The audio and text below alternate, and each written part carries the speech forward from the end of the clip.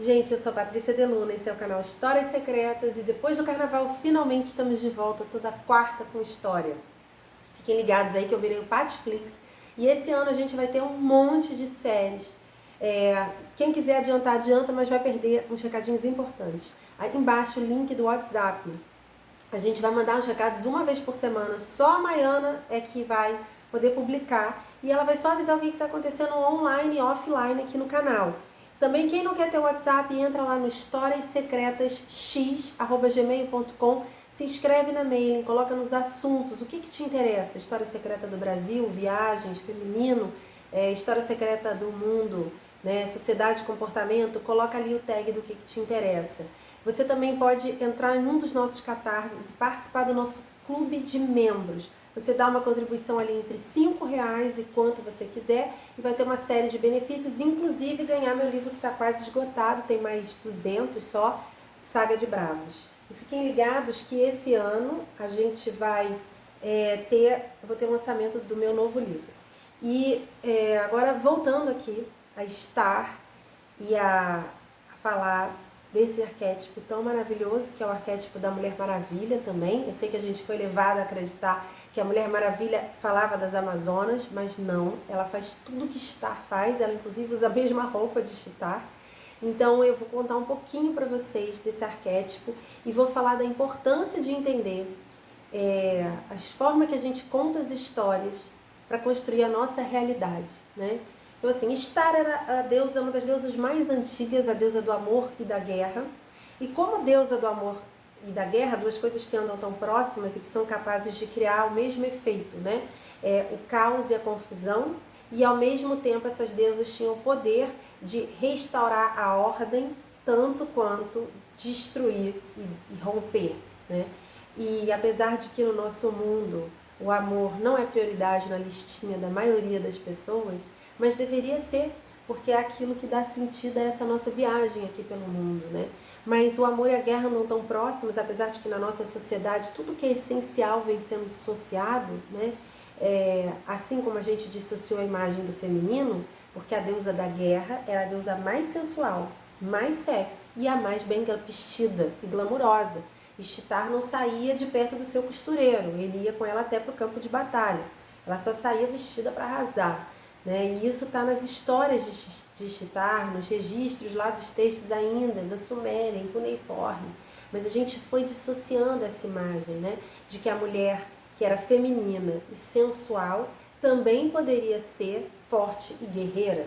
Então, ou você é a mulher guerreira e masculinizada, e isso está tão forte no nosso inconsciente coletivo que a gente às vezes vê mulheres que estão passando por momentos até por vidas de muita luta, muita batalha, e essas mulheres começam a ficar muito embrutecidas e muito masculinizadas, porque a nossa sociedade construiu que ou você é a mulher forte, guerreira, ou você é a mulher feminina e sexy, bem vestida.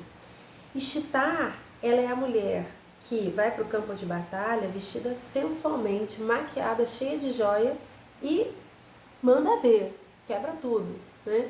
Essa imagem também do amor, de ser deusa do amor e deusa da guerra, Afrodite, nos seus primórdios, até porque uma das hipóteses de como surgiu Afrodite seria que ela Ishtar teria sido levada a Corinto e teria se misturado à imagem da deusa que existia ali na Grécia, uma deusa da vida e da morte, do amor e da destruição, e que aí Afrodite teria surgido a partir dessa mistura com Ishtar. Essa é uma das hipóteses de como surgiu o culto de Afrodite. Mas Afrodite também na Grécia existiam lugares que se idolatrava essa porção de Afrodite como uma deusa também da destruição, do amor, mas também da vida, mas também da morte, né? E isso era muito comum, mas na nossa sociedade a gente foi construindo o amor como uma coisa fofa e linda, e a guerra não tem nada a ver. Mas que relação longa que dá certo se você não luta por essa relação, né? Essa ideia de que o amor é uma coisa dada, né? E a mulher é uma coisa frágil, e o amor é uma coisa dada. E se você não precisa lutar pelo amor, se você tem o amor, então tudo vai dar certo. Não, não é assim. A gente vive num universo de dualidades, e se a gente não consegue casar essas dualidades, a gente enfraquece a nossa realidade. Mas essa é a forma que foram contando as histórias pra gente. Então, se você outro dia eu estava vendo uma roteirista escrevendo um texto que eu vou tentar botar até aqui embaixo, genial, em que ela fala assim: 9 entre 10 filmes de Hollywood, a mocinha que é guerreira, que é a forte, ela é um homem de saia. Cadê as qualidades do feminino na guerreira? Essas qualidades estão em Star, e eu vou contar agora a história dela para vocês, né? Eu vou aqui, tô mexendo aqui no meu ponto, gente, porque eu tô aqui sozinha hoje, e eu quero falar uma coisa muito legal para vocês, que Thomas Berry, que é um padre que era historiador e era ecologista, era estudioso de religiões antigas, né? E ele fala uma frase que é o seguinte: ele fala que a gente chegou nesse ponto que a gente chegou da história, né, de extinção de espécies, de devastação da biosfera, e eu acho que a gente pode fazer um paralelo disso com esse momento que a gente chegou do feminino, em que as qualidades e características do feminino, como o acolhimento, a sensibilidade e várias outras, são tão perseguidas, não são queridas no ambiente de trabalho, no ambiente profissional e em vários outros ambientes, né? Como que a gente chegou a esse momento do patriarcado, né? A gente chegou a esse momento, e ele fala uma coisa genial num livro que vou botar ali embaixo, vale muito a pena ler, vai estar no nosso clube do livro, que é a dificuldade que nós temos hoje e a extensão do problema que nós vivemos, vem da limitação e da inadequação da nossa história, ou de como ela foi contada para nós. E o que a gente precisa, eu acho, que a gente realmente tem que fazer é uma nova história. Não se esqueçam que esse aqui é o canal Histórias Secretas para pensar fora da caixa, que eu acredito que entendendo o passado a gente consegue construir um presente melhor para que a gente tenha um futuro diferente, né? Então eu vou contar um pouco da história de Ishtar, né? Ishtar, ela é associada em alguns momentos também a Inanna, e a Lilith, a parte Ishtar, que desce ao mundo umbralino, que é o momento iniciático dela, ela é associada a Lilith. E Lilith era considerada a mão de Inanna na Babilônia. Para saber mais sobre Lilith, vai ter um link aqui de uma palestra que eu dei no Midrash. Vocês acessem, vale muito a pena, muito interessante esse estudo. Então vamos falar mais da mulher forte, né? Ishtar, ela tem muitos aspectos representados pela Mulher Maravilha. Ela tinha os braceletes da Mulher Maravilha, ela tinha a tiara da Mulher Maravilha, e ela, quando ia para a guerra, ela ia muito bem, ela ia arrumada. Ela era considerada alguém que usava cosméticos e maquiagem tanto para um encontro amoroso, que ela era consorte de Tammuz, quanto ela usava esses apetrechos para ir para campo de batalha também. Você tem uma devota de Ishtar, que é considerada uma das primeiras escritoras da humanidade, né? Que ela chama Enredoana. Vocês fiquem ligados no Spotify, vai ter um podcast do canal desse livrinho, gente, que lindo, chama Enredoana, é a história de Enredoana. No podcast do canal Histórias Secretas, que está no Spotify, vai começar na primeira sexta-feira de abril, mas vocês já podem se inscrever e ficar esperando. Eu vou contar essa historinha de Enredoana e fazer alguns comentários. Enredoana é considerada o primeiro ser humano de que se tem registros de ser um escritor. Ela é sumeriana, ela é da Mesopotâmia, era uma sacerdotisa da deusa Ishtar, e ela era filha de Sargão o Grande, que é um dos reis, é o primeiro rei do Império Acadiano, né? Ele é o fundador do Império Acadiano. Assim como Safo, na Grécia, deixa muitos textos escritos sobre Afrodite, que faz a gente entender como aquele povo via Afrodite, cultuava Afrodite. Enredoana deixa muitos textos sobre Ishtar, que fazem a gente entender sua capacidade para lidar tanto com conflitos armados, e não é tanto quanto uma Hera, por exemplo, Atena, que Atena é uma deusa da cabeça, né? Ela lida com estratégias. Ishtar, ela ia para o campo de batalha mesmo, ela representa muito esse aspecto que a gente foi perdendo da mulher forte, né? E a gente agora precisa de histórias que libertem a mulher forte. E esse texto muito legal dessa roteirista fala sobre isso, de por que a gente não está construindo narrativas em que a mulher forte também é feminina. Por que a gente não tem mais Ishtar como arquétipo no nosso mundo? Ela também era uma deusa responsável pela mudança de destino e de status muito rápido, coisas que são desejáveis no amor e na guerra, né? A história que eu mais gosto de estar, né, é da descida, é uma história da descida de Chittar, que também você tem vários arquétipos no mundo inteiro que vivenciam essa descida. Inanna tem uma história da descida de Inanna, você tem também a história de Perséfone, você tem no mundo inteiro arquétipos que falam dessa descida. Essa descida ao submundo, ela representa uma descida ao nosso submundo interno, de momentos que a gente vive situações que a gente precisa, são iniciáticas, a gente precisa se despir daquilo que a gente acredita que a gente tem, aquilo que a gente acredita que a gente é e se reencontrar com a nossa essência, né? E esses momentos iniciáticos que deixam marcas, né? E eu não gosto de gente sem marca. Gente que não é marcada é gente que tem... Quem não viveu por isso, quem vive a vida mais plena, assim, sem grandes depressões e sem grandes montanhas, né? São pessoas que acabam ficando mais rasas, porque elas não precisam passar por grandes processos iniciáticos. Né? Eu não estou falando de iniciação de ordem, não. Estou falando de iniciação humana mesmo, da gente encontrar com nossos lugares mais profundos e ter que se transformar. Né? Originalmente, a história da descida de Chittar, ela é escrita em cuneiforme, em tábuas, né? Na forma de um poema, assim como a história de Gilgamesh, que a gente também vai contar um pouquinho sobre a imortalidade, a história da imortalidade de Gilgamesh lá no podcast. E disse que a irmã dela, Ereshkigal, tinha um marido que ela era rainha do submundo, e o marido dela era o touro Bull of Heaven, eu acho que é tipo touro do paraíso, touro do céu, touro celeste, que aparece inclusive no épico de Gilgamesh. Toda a jornada do herói, todo arquétipo faz uma viagem iniciática ao mundo sombrio. Quando não é um mundo sombrio de fora, que você está escrevendo uma fantasia, é um mundo sombrio de dentro, né? Aqueles momentos em que a gente tem que enfrentar morte de partes nossas para continuar vivo, né? Para que a alma continue em movimento, para que a gente não se estagne, né?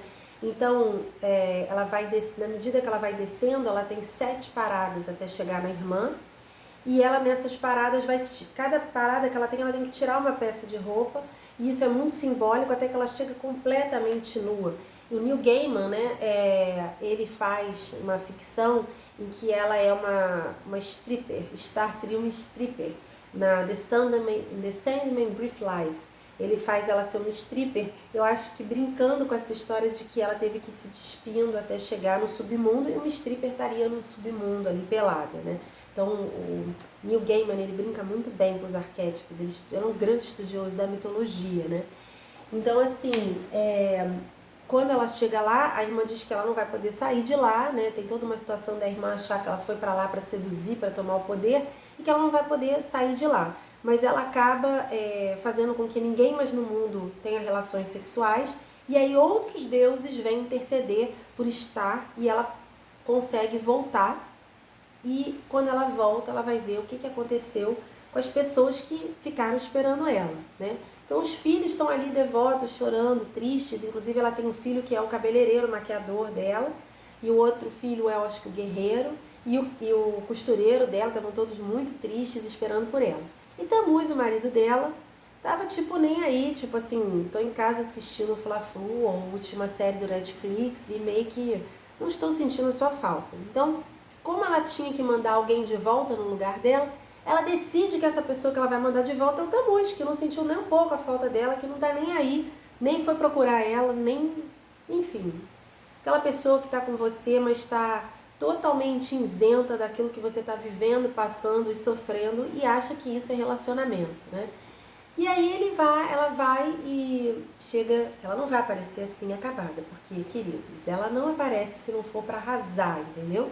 Ela só aparece se for para causar. Então ela vai, encontra o costureiro. Ela é tipo uma Elizabeth Taylor que dá tiro, porrada e bomba, né?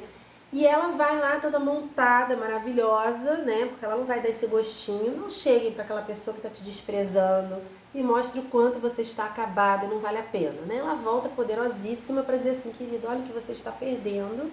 E agora vocês podem levar ele no meu lugar, porque eu tinha que botar alguém para me substituir, vai ser ele que não dá a mínima para mim. Então essa também é uma história que esse arquétipo também fala de onde estão as pessoas que estão com você quando você está passando por uma provação, por uma jornada de transformação que deixa marcas. Onde estão essas pessoas que estão ao seu lado? Elas estão realmente ao seu lado? Quando ele desce, ele consegue voltar porque o amor da irmã por ele fala mais alto e a irmã vai lutar por ele e consegue trazer ele de volta. Porque o amor e a guerra andam juntos. Apesar da gente ter perdido essas coisas, as essências, a gente vive num mundo que todas as relações estão tão mercantilistas que a gente foi perdendo essa sabedoria, né, das coisas essenciais. Não tem nenhum herói na jornada do herói que não faz uma descida dessa ao mundo, não faz uma descida ao submundo, né? E eu queria voltar a falar para vocês do poder das histórias, né? De por que a gente não tem no nosso mundo o arquétipo de Chitar mais, né? De como quem domina as histórias domina o mundo, porque domina a sua visão de mundo. Eu vou voltar a citar um pouquinho Thomas Berry e falar de como o que ele fala sobre ecologia, eu acho que serve para o feminino, eu acho que serve para a América Latina, eu acho que serve para o índio, eu acho que serve para o negro, eu acho que serve para a gente construir um futuro melhor. Ele fala assim, que no processo que a gente foi vivendo do patriarcado e do capitalismo, todo o valor humano foi sendo perdido e substituindo pelo valor das coisas. E que também todo o valor da natureza foi sendo retirado e foi sendo colocado naquilo que era humano e naquilo que era construído. E a gente começou a ser visto como separado da natureza e superior à natureza. Eu acho que da mesma forma, o homem começou a se colocar como superior ao feminino, às qualidades e características do feminino e à mulher, e superior, o homem branco foi se colocando como superior àquelas pessoas e raças de sociedades mais primitivas, sociedades mais tribais e das sociedades que eles podiam dominar, né? Eu diria que esse processo, né, tem a ver com como a gente narra as histórias da visão daquele que foi o vencedor, que foi o opressor. E isso faz com que a nossa visão de mundo seja uma visão distorcida. E para mudar o mundo e construir um mundo melhor, a gente precisa começar a contar uma nova história. A gente precisa começar a contar a história da gente a partir de diversos pontos de vista. E isso envolve uma coisa que é muito difícil para o ser humano, muito, que as pessoas perseguem porque ela é muito inovadora, que é diversidade e empatia. São coisas que a gente tem muita dificuldade. A gente foi vivendo cada vez mais, o Barry fala assim, a gente foi cada vez mais vivendo uma visão antropocêntrica e que no século XVII, com Descartes e Bacon, a gente começou a ver a natureza como uma máquina que precisava ser controlada. E que essa arrogância dessa lógica capitalista, e eu não sou contra o capitalismo e nem o Barry era contra o capitalismo, mas acho que a gente tem que repensar o capitalismo que a gente construiu, porque a gente precisa no mínimo, de um novo capitalismo, né? Essa escala industrial foi dessacralizando o planeta e as relações humanas. E o que Barry fala de sustentabilidade, eu acho, como eu falei antes, que serve para a gente pensar todas as relações humanas, né? Ele falava que para parar esse assalto à terra, a gente tinha que reconhecer, e isso eu acho que serve muito para o feminino, como a gente precisa entender que a nossa história cultural é disfuncional, né? E que para mudar o mundo, a gente tem que mudar a visão do mundo. Ele fala uma coisa que eu vou ler para vocês. All a question of story. É tudo uma questão de história. Nós estamos vivendo um problema não só porque nós não temos uma boa história, mas porque nós estamos entre histórias. Nós temos uma história antiga, que é a história de como o mundo existiu, né? E de como a gente cabe nesse mundo que nos foi dado. Mas isso não está funcionando muito bem. A gente precisa aprender uma nova história. Esse é um texto de 1978, do livro chamado The New Story, um livro que eu recomendo muito. Não sei se está traduzido em português, mas eu recomendo muito. Então, acho que a gente precisa começar a construir uma nova história do feminino, que liberta a mulher forte. A gente precisa começar a ver mais nas nossas histórias o arquétipo de estar, aquela que pode ser extremamente feminina e extremamente forte. Aquela que pode ir para o campo de batalha vestida para matar. A gente precisa começar a contar novas histórias, rever e repensar as histórias que a gente conta do feminino. Se a gente quer construir um mundo melhor, a gente precisa começar a pensar e repensar a nossa visão de mundo, porque é a partir disso que a gente vai construir não só as nossas narrativas, mas a nossa história. Então, gente, fiquem ligados, se inscrevam aí, historiasecretasx@gmail.com, para você fazer parte da nossa mailing. Vai só uma vez por mês a mailing, ninguém vai ficar com a caixa cheia. Vai no WhatsApp, link aí embaixo. Vão também lá no Catarse visitar o que a gente está propondo, quais são os benefícios, se você se interessa em participar, em fazer parte desse clube de membros ou ajudar pontualmente a série Histórias Secretas do Brasil. E até a nossa próxima quarta com história e até a nossa Friday Talks. Beijo, me liga.